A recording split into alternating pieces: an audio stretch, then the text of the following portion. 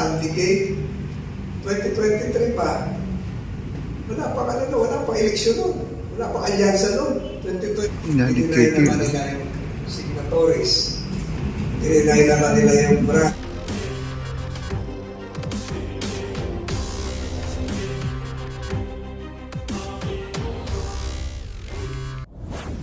Nagkaroon naman yun. Pero yung para ako maghusga ng kapwa, ay hindi ko po kaya gawin yun. Senator, sa akin naman po, based na rin po doon sa upcoming hearing sa Monday. Kung naligaw kayo, doon tayo napunta, no? Oo, doon tayo sa hearing. Exciting. Oo, exciting sa Monday. Sir, yung possible kasi kayo po push po talaga itong investigation na to regarding po doon sa ng China. Ngayon po sa ating mga, di natin masasabi, may mga kasama po talaga kayo na sigurado po, pisigilan po yung mga witness or yung tatawagan po na pumunta po para maging source person po sa hearing. Ano po masasabi nyo sakali sa kanila para matapos sa puto matuldukan na yung ginagawa ng China para sa Pilipinas? Baka China pa pumigan dyan eh. Hindi natin masasabi kung ano yung gagawin nila. Pero tanongin yung sarili. Simula nung nilabas ko yung kontrata, sumagot na ba China para sabihin hindi totoo yung kontrata? Simula nung nilabas ko yung mga screenshots ng mga chats na dinidenounce ang gobyerno, si BBM, lahat eh, sinisiraan, dininay na ba yan ang China? Simula nung nilabas ko yung check eh, Bank of China, DGCR, pagdala ko nga rito eh. Nasaan na? Gusto yung makita ulit. Yes, opo. Alam ko sa screen. Simula nung nilabas ko yun, niliitan ko na lang kasi mayroon yung malaki. Simula nung nilabas ko to, okay na, okay. Simula nung nilabas ko to, dininay naman nila.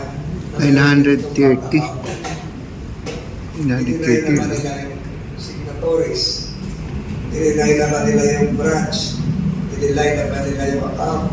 Dininay naman nila yung issuance ng check. Dininay naman nila na issue nila sa Infinitus. Wala. Lumabas nila, pero tinanggi ba nila na mali ito? Pinasinungalingan na ba nila ito? Hindi. Lahat ng sinabi ko, hindi pa nila pinapasinungalingan. Hindi pa nila sinasabi, nambobola lang yung si Tol. Ano ba? Yung nahuli kahapon sa Intramuros, sinabi ba nila na wala silang kaano-ano doon? Wala silang kinalaman? Wala. Ano lang ang sinasabi nila? Ito ay ginagawa lang ng isang kandidato dahil malapit na eleksyon. Hindi naman yun. Unang-una, mali ka na. Sinabi ko sa inyo, final ko yung bill, February pa. Sinabi ko sa inyo, pinakita ko yung Sandy Cay, 2023 pa. Wala pa eleksyon nun. Wala pa alyansa nun. 2023 pa yun. O baka 2022 pa yun eh. Diba? Ito ngayon, yung aligasyon dito, hindi nila matanggi. Iniiba na lang nila yung usapan. Kaya ang ginawa nila, pumunta na, nagpa-selfie na lang sila sa Sandy Cay noong 26 April. Pero hindi pa ito tapos. But again, I reiterate, marami po tayong mga kababayan Chinoy na malaki ang naging kontribusyon sa ating ekonomiya, sa ating kultura, sa akademik. Hindi po natin sila minamasama. Magagaling po sila Pilipino. Ang masasama lang po, itong mga espiya. Ang masasama lang po, yung mga espiya nakapasok na ngayon sa pamahalaan. Meron na po akong alam nasa directorial level pa, mataas. Nakapasok na. Kaya marami tayong babaguhin batas kung papalarin ako manalo ulit. Pagpasok mo sa pamahalaan, required kang police clearance, NBI clearance. Di ba? Yung police clearance, NBI clearance mo, forever na yun. Paano kung after 5 years na-recruit ka ng China, na spy, wala ka na. Valid pa rin yung clearance mo. Kaya kailangan magkaroon ng regular security clearance, especially when you are being promoted That should be part of the civil service norm. Kung mapopromote ka na, halimbawa, ay kaway clerk 2, o magiging clerk 3, magiging clerk 2, o dapat may panibago kang security clearance because you will have access to important documents you might encounter which would require a clearance. Di ba? Yun po siguro yung mga dapat natin gawin. Mouthful. Tama na. Good afternoon po, Senator Tolentino. Good afternoon. Tanong ko po ay in relation po kanina sa pinag-usapan natin at doon po sa sinabi niyo na napakayaman nga po talaga ng West Philippine Sea.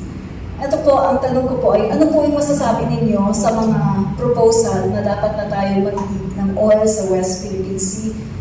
Para po kasi, no, ako po ay isang Marcos loyalist, Marcos supporter. I'd be happy po na ang pagdidig natin ng oil ay magaganap po ngayon sa administrasyon ng ating Pangulo. Kasi tila po noon pa ito pinag-uusapan ng pagdidig ng oil, napakayaman, may natural gas, talagang marami tayong makukuha dito, pati mga yamang dagat. Pero tila napakabagal yata ng Pilipinas. Ano pa po ba ang hinihintay? Ang mga Pilipino po ay talagang atat na mag-dig tayo ng oil. Kasi meron din po ako mga nare-research at talagang napakayaman po ng West Philippine Sea. Bakit hindi po tayo tumulad sa ibang mga bansa na kapitbahay natin dito sa Southeast Asia na dahil binubuli sila ng China ay nagpatulong sila sa Amerika para habang dinidig nila ang oil ay meron po silang big brother na tumutulong sa kanila at hindi po sila binubuli at hindi sila pinipigilan ng China. So, Senator Tolentino, sana po bilang isang Marcos supporter, Marcos loyalist, sana ngayon sa administrasyon ng ating Pangulong BBM, maganap po ang pagdidig ng oil. Yun po. Ano po ang inyong masasabi?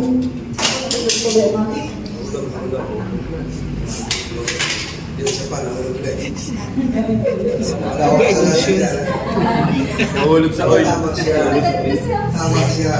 Hindi pa kayo pinapaganak. Bata pa rin ako. Ang chairman noon ng Philippine National Oil Corporation during the time of President Marcos Sr. is Jeronimo Velasco. NOC. Nagkaroon tayo ng petrol. Tama po yung lahat ng sinasabi niya. Sa West Philippine Sea abounds with oil, 5.4 billion barrels of oil. Although yung Malampaya, paubos na yung natural gas. Yung Rectobag is 300,000 hectares. Ang problema lang natin, yung kinokontest nga lagi tayo ng China, but again, tama kayo, pwede tayo mag-enter into an agreement with another country. Nagkataon lang, nagkaroon ng isang Supreme Court decision dissuading us from doing so.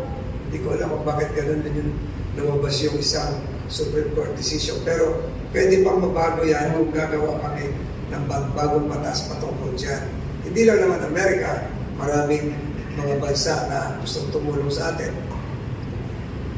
For instance, ito kaalis lang ngayon, hindi pa naalis, yung Prime Minister ng Japan. Yung Prime Minister ng Japan, nagkaroon tayo ng reciprocal access agreement. Si Senator Tolentino po, isa sa nagsulong ng RAA with Japan. Next in line, with France. France is the owner of Total.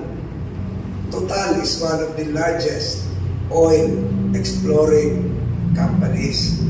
Kung tayo po ay makapag-RAA sa Japan, at ako po ay mababalik ulit sa Senado, sisiguraduhin ko na may provision po doon na ang France ay tumulong sa atin sa oil exploration sa West Philippine Sea. Pero hindi lang po sa West Philippine Sea, yung talampas ng Pilipinas, Benamrice, which I renamed Talampas, is also rich in oil. Uncontested po tayo dyan. Check your records. Last April 21, this year, that was several days ago, 9 days ago, while campaigning, ako po ay nag-file ng isang bagong panukalang batas, an act creating the Talampas ng Pilipinas Oil Corporation. Exactly, precisely, to focus on oil exploration within the Talampas area, which is 13 billion hectares in size. Mas malalim po yun. And we look forward to having Shell. We look forward to having Total. And we look forward even to having the Maharlika funds be involved in the oil exploration. I think it will happen. Tibayan lang natin yung ating paninindigan dito na hindi tayo basta magbubuli ng China. Kasi yung mga drones ngayon, naniniwala ako, baka merong 100 drones sa Talampas. Sana po, Senator Lino, sana kayo po mangyari yan sa kahit po sa administration. Ito na nga, kaya nga pinakicreate ko na yung Talampas Oil Corporation, separate from PNOC. Kasi si PNOC kahit saan, sa Alegria, Cebu, sa Palawan, pwede siya mabuhay. Itong Talampas, doon lang sa Benham Rice. Doon lang sa area ng Talampas ng Pilipinas. And I think it will happen. If that happens positively, mura na yung kuryente natin, yayaman po ang Pilipinas, gaganda ang buhay ng Pilipino, na ayaw naman ng isang bansa yun. Alright, yes po. Ayaw nila mangyari. Gusto nila dependent lagi tayo sa kanila. At dagdag ko lang po, Sen, no?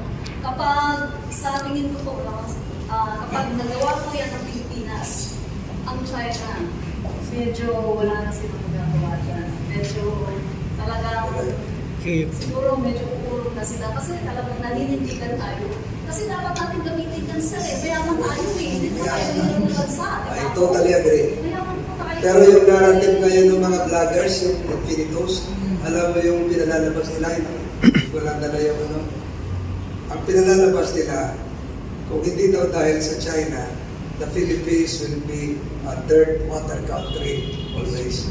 Mahirap lang daw tayo nasa putigan. Yun ang pinalalabas. Kung wala daw China. Hindi ako yung example. Mapansin sila dahil sa akin sir. Paano lalakas ang ating agrikultura? Ang ating abono, 47% ng phosphate galing sa China.